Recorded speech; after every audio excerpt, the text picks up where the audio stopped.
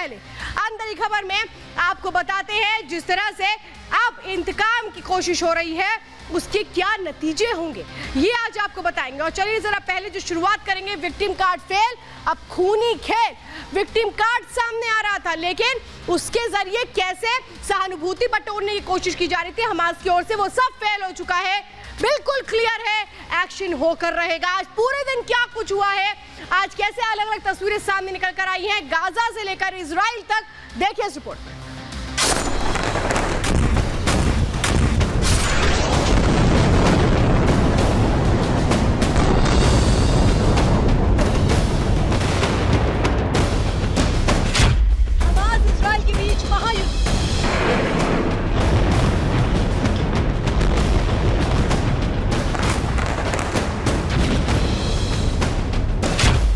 की आग में सुलग रहा इजराइल।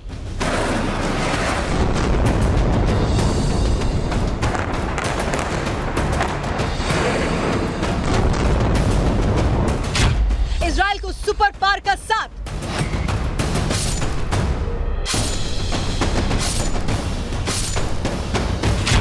नेतन्याहू का बाइडेन सुनक ने थामा हाथ।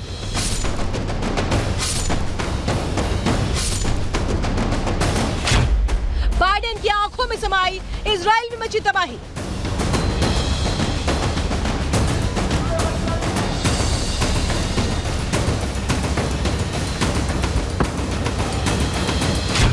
आतंक के खात्मे का दब गया बटन।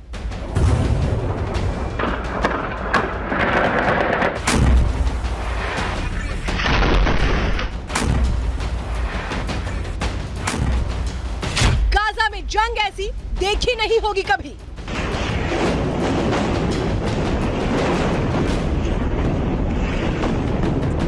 आईडीएफ का प्लान, आतंक का दी एंड।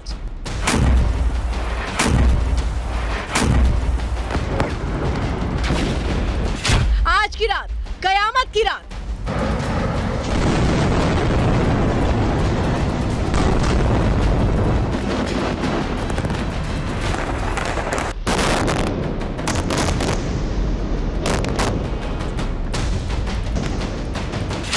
नेतन्याहू को मिल गया ग्रीन सिग्नल। तो आपके मेरे सबके मन में ये सवाल आ रहा है कि इस जंग का अंजाम क्या होने वाला है, ये जंग कितनी लंबी खींचने वाली है, क्योंकि नेतन्याहू ये कह रहे हैं कि ये जंग लंबी चलने वाली है। तो जंग का अंजाम क्या होगा? 7 अक्टूबर का दिन आपको याद होगा, हमास ने एक साथ 7,000 रॉकेट इजराइल की धरती पर दाग दिए थे। 7 अक्टूबर को कत्लेआम किया गया था। इजराइल का ऑपरेशन आयरन स्वॉर्ड उसके बाद शुरू हो गया था, जो अभी भी जारी है।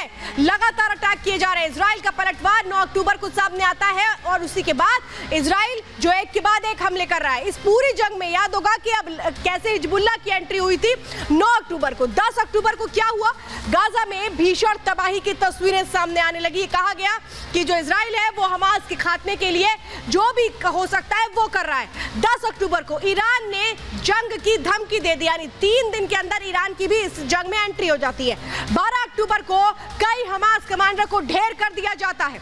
तो 12 अक्टूबर को ही सीरिया के 2 हवाई अड्डों पर हमला किया जाता है।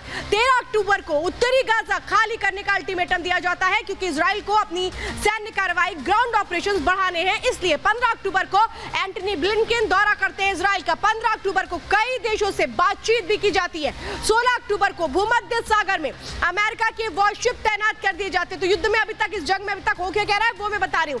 17 अक्टूबर को अस्पताल पर हमले में 500 लोगों की मौत होती है। 18 अक्टूबर को बाइडेन इजराइल के दौरे पर पहुंचते हैं और हमास को क्लियर मैसेज दे देते हैं कि वो इजराइल के साथ है, इजराइल के साथ डट करके खड़े रहेंगे। तो 19 अक्टूबर को यूके के प्रधानमंत्री ऋषि सुनक इजराइल पहुंचते हैं। वो भी बहुत क्लियर संदेश देते हैं कि वो इजराइल के साथ डट करके खड़े हैं। अब चलिए जरा कुछ और जानकारी आपको देते हैं, क्योंकि आप आप ये समझिए कि अलग अलग तस्वीरों के जरिए एक बड़ा संदेश दिया जा रहा है, क्योंकि इजराइल एक के बाद एक न सिर्फ हमले कर रहा है बल्कि ये बता रहा है कि ये उसकी संप्रभुता की लड़ाई है। देखिए एक तस्वीर आप देख रहे हैं, इजराइल से बाइडेन लौट चुके हैं। बाइडेन ने वहां पर जो जिस जंग में पीड़ित हुए उनसे भी मुलाकात की, तो क्लियर ये कहा कि कई और वॉरशिप भी भेजी जाएगी।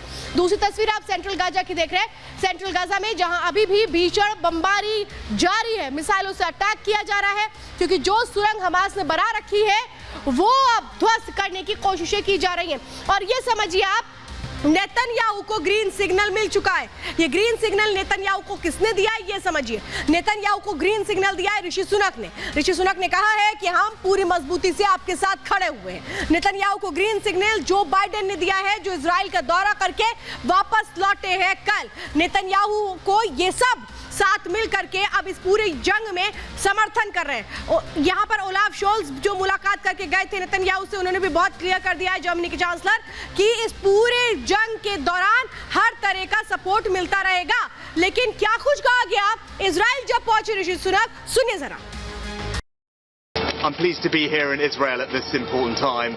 Above all, I'm here to express my solidarity with the Israeli people.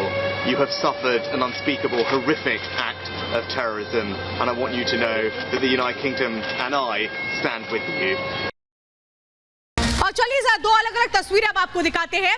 हम आपको सेंट्रल गाजा की तस्वीरें अब दिखाने जा रहे हैं। देखिए तस्वीरें आप देख रहे हैं, सेंट्रल गाजा पर हमले लगातार तेज कर दी जा रही है। ये रिहायशी बिल्डिंग्स आप देख रहे हैं, इजरायली लड़ाके विमान का पर एक तरीके से जो हमला किया जा रहा है, रिहायशी इमारतों को तबाह किया जा रहा है। और ये वो तस्वीरें हैं जो इस वक्त गाजा सेंट्रल से निकल कर आ रही है। गाजा पट्टी में तबाही की तस्वीरें आप देख रहे हैं। जो तस्वीरें मैं इस वक्त दिखा रही हूँ, 3 रिहायशी ऐसे टावर्स हैं जिन पर हमला किया जाता है, रॉकेट से हमला किया जाता है और इनको ध्वस्त किया जाता है। 3 टावर्स में ये देखिए जो 60 अपार्टमेंट हैं, इन 3 टावर्स में 7 अपार्टमेंट है, वहां पर सेंट्रल गाजा से ये तस्वीर निकल करके सामने आती है जो अटैक की तस्वीरें हैं। अब चलिए मैं आपको ये बताती हूं कि कैसे ये पूरे जो जंग है ये आगे बढ़ रही है, क्योंकि सवाल तो यही है कि क्या होगा अंजाम। लेकिन अंजाम बिल्कुल क्लियर है कि आतंकवाद को खत्म करना है और खत्म करके रहेंगे।